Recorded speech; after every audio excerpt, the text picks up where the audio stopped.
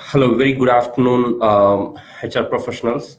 First of all, let me thank each of you for joining us in the session. Well, this session will be mainly focusing on how to improve employee productivity.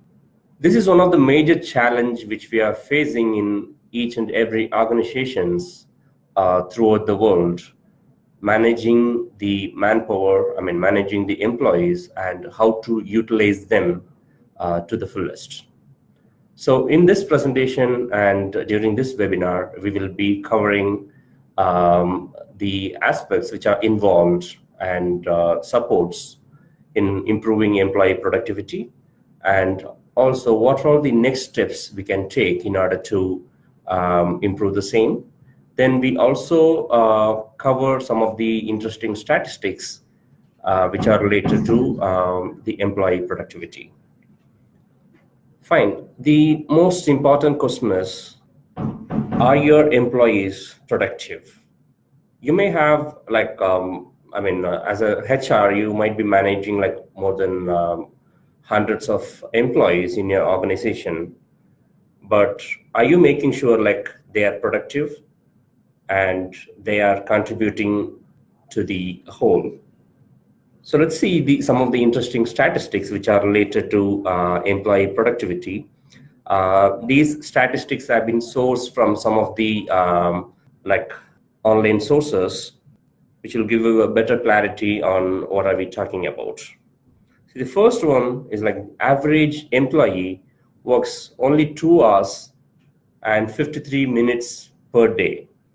So like if you see the average working hours in each country, it may differ from 8 hours to 9 hours, depending on the country you are. In case if it is Europe or America, they work 8 hours a day on an average. And if you take Africa or Asian countries, they normally work around 9 hours a day. But they work 9 hours a day in the sense that doesn't mean that they are contributing to the organization or they are working throughout the 8 hours.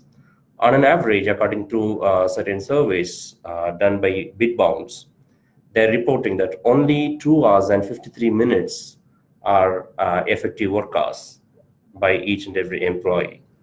So most of you might be thinking like how to improve that. This is not good for the organization. You must be aware of that. So the second statistics states that an average of 23 minutes and 15 seconds to get back on track after an interruption. See, first of all, you all being HR professionals, you might have made sure that your employees' break timings and other interruptions are minimal in order to have the continuous productivity and in order to have no interruption during the work. Because like such interruptions may lead them to delay their work approximately 23 minutes. So let's see another statistics which is released by New York Times. They are claiming that people spend an estimated 4 hours a day on their mobile devices. So when we say 4 hours a day on their mobile devices, that includes their work hours as well as their non-duty hours. It is like you might have noticed most of the employees, they might be using their mobile phones during the work. That also, in fact, affect the productivity. And the another statistics, again, it's from Bitbounds. They are claiming on an average, employees spend 13 hours per week on emails. So how effectively the employees are managing their emails and the communication with their internal resources as well as the clients or vendors. They can reduce the number of hours in responding to the emails or spending on email creations. Then the last statistics, it says like 80% of the employees, they don't sit at desks and are harder to engage. In fact, all the organization, they expect their employees to be seated in their desk and carrying out their work.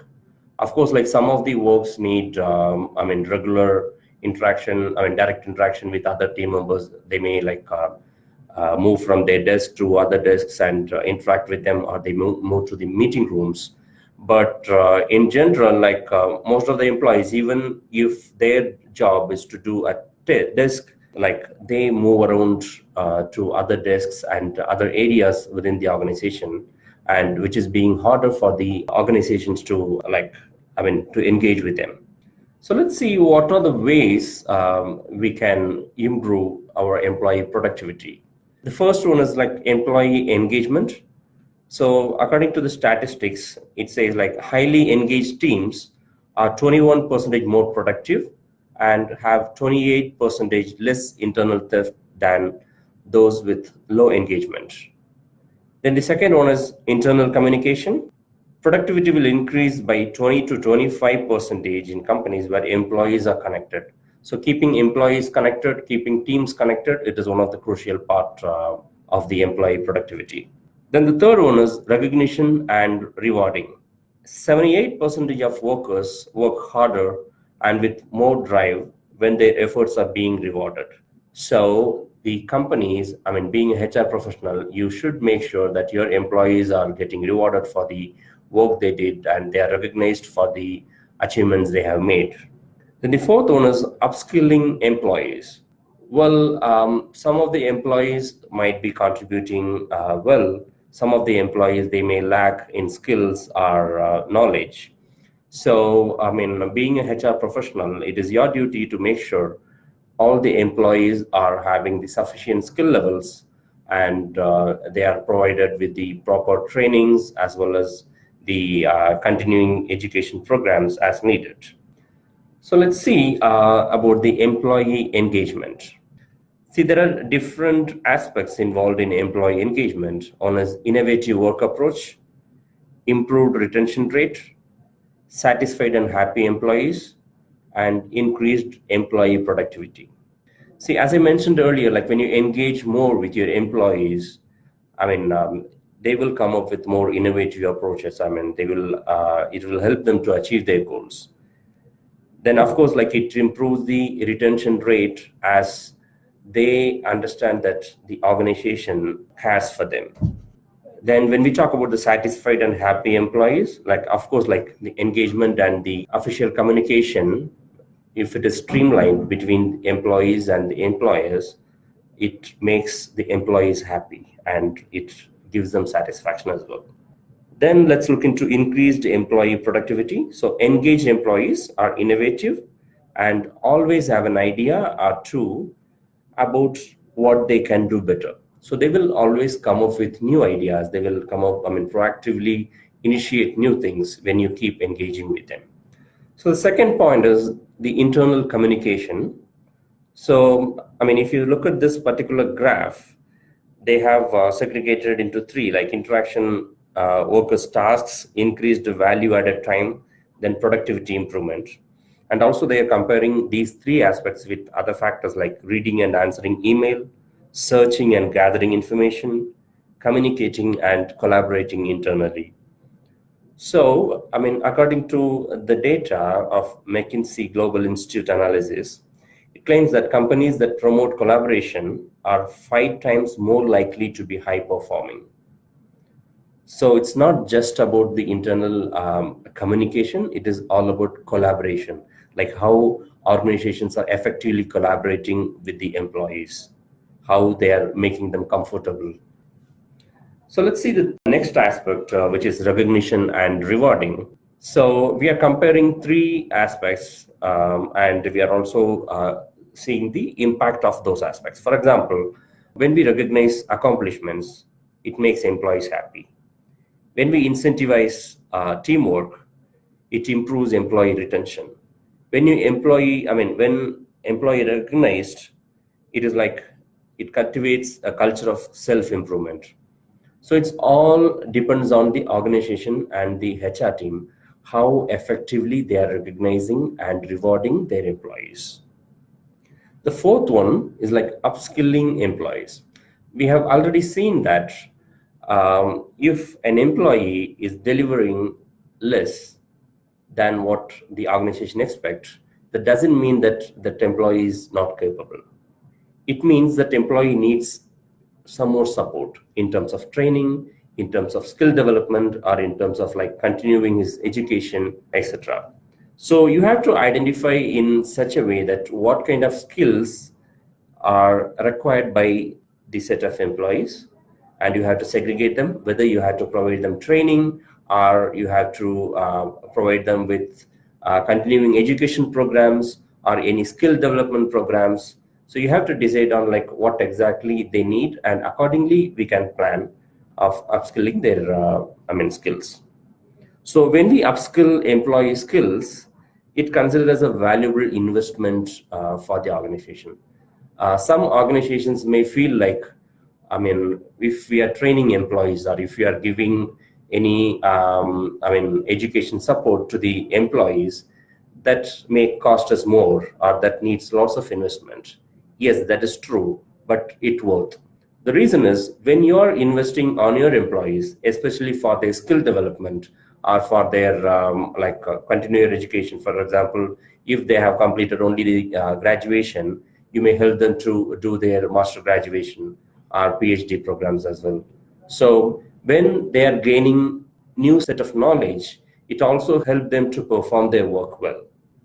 So these are the four parameters we have listed here. Which will be the result of upskilling employees. First one is like it strengthens core values, then it keeps them updated with trends, then boosts self-esteem. At last, it improves employee retention. Because companies, they spend a lot when it comes to hiring. So it is not easy to hire employees and let them leave like within few months' time or within 1 or 2 years' time. Whenever an employer hires an employee, they think like the employee will stick to the company at least for like 3-4 years or more. Because like according to certain statistics, the employee has to stick to the organization at least for 3-4 years in order to give his best, in order to understand the organization well and deliver his best. So here we can see a statistics from Deloitte Insights. It says like most recruiters prefer training their existing employee to recruiting new talents. So whenever there is a need for hiring new talents or new employees in a team or an organization, first of all, you have to think what all the employees we have, who will be suiting us for this particular role.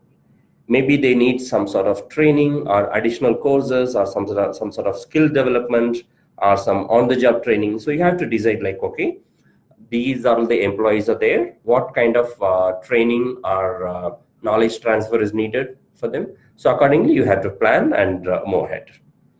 So that is an interesting quote by Mr. Benjamin Franklin. He says like, an investment in knowledge always pays the best interest.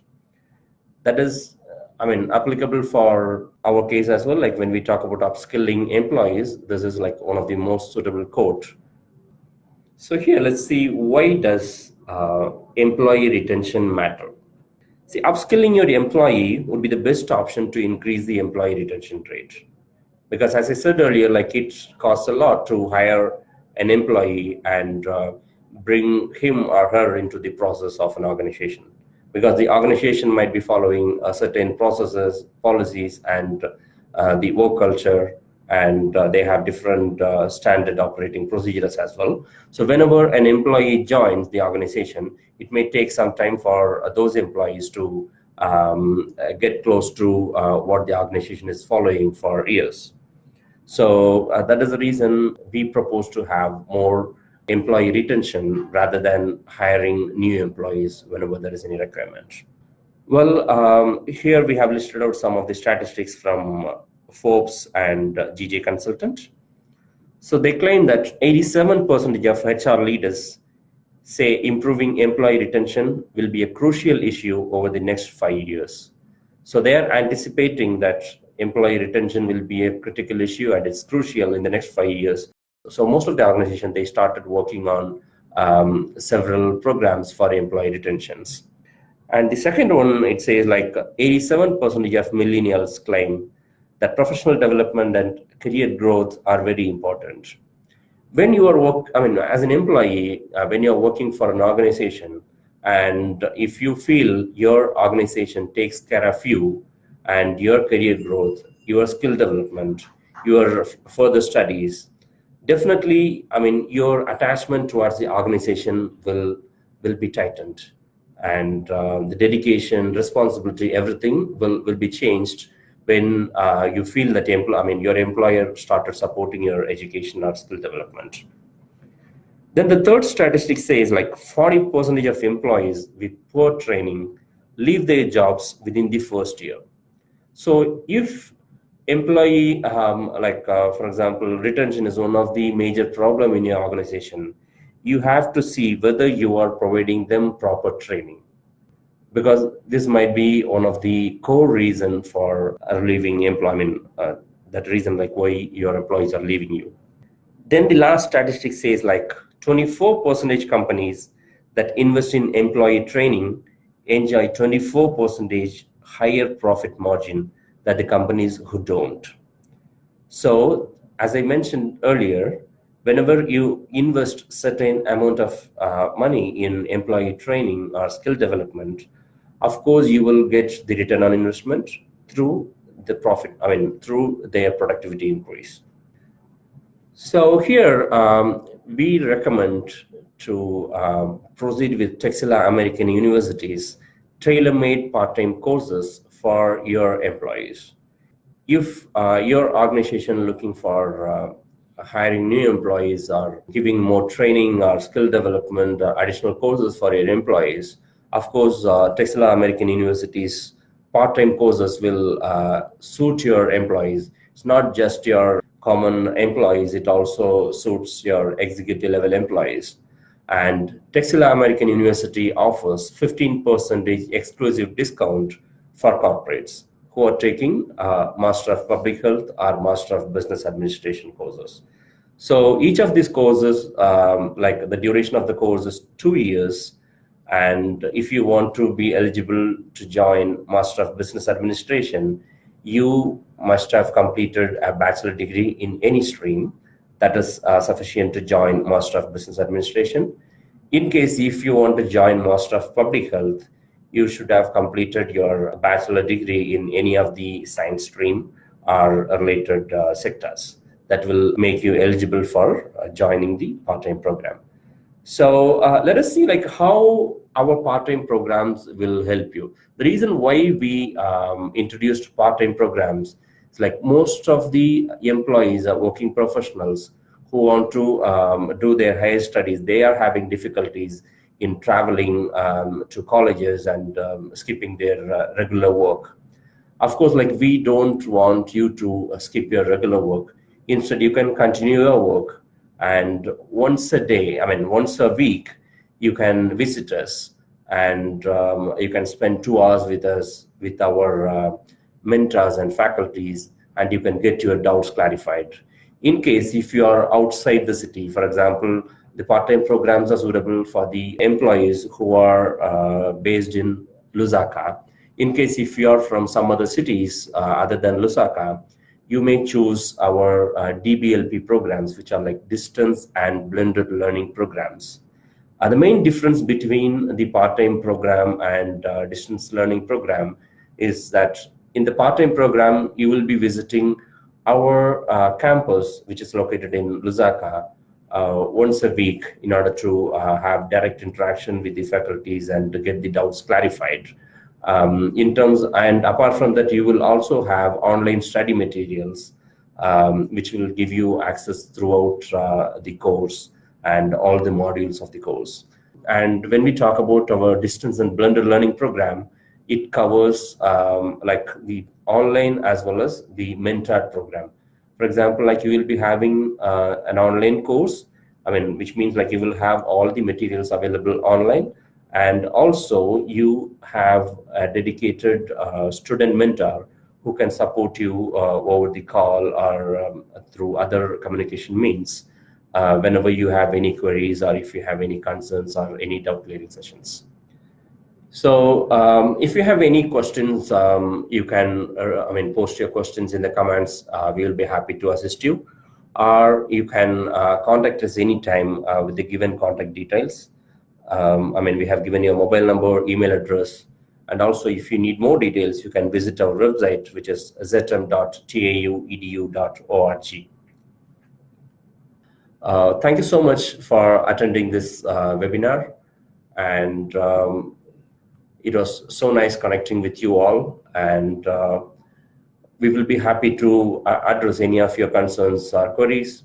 So please contact us if you have any questions through the given contact details.